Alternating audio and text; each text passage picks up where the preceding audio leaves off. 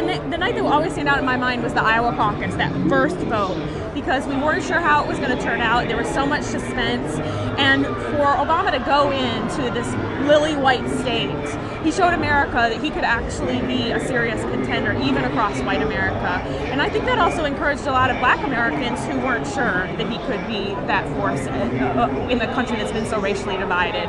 And that's where things started to snowball. Of course, New Hampshire was a setback. That was also a night we'll never forget, because the campaign really thought they had won it, and Hillary Clinton came from behind and set up what was a marathon primary campaign. In many ways, the primary campaign was more exciting, more difficult for the Obama campaign than this general election campaign, where he's been ahead for the last few weeks.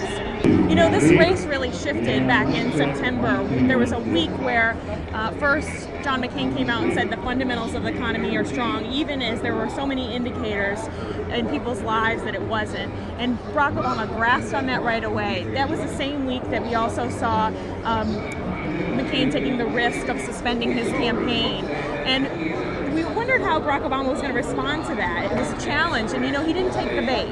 And I think that we've seen that voters thought that Obama was more of a steady hand during that time.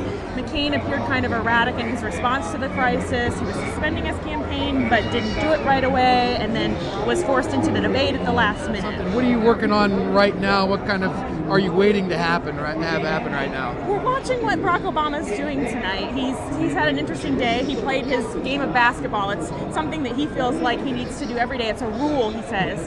He developed that in the primaries because he found out early on he would win on the days that he played basketball and kind of released some pressure. And then he also had a dinner with his family. That's what he's doing right now, having steak dinner with his wife and daughters and their in-laws. He's planning to go back to the Hyatt Hotel down here to watch the final returns. They've got 2 suites there, one for the adults in the family and one for the kids.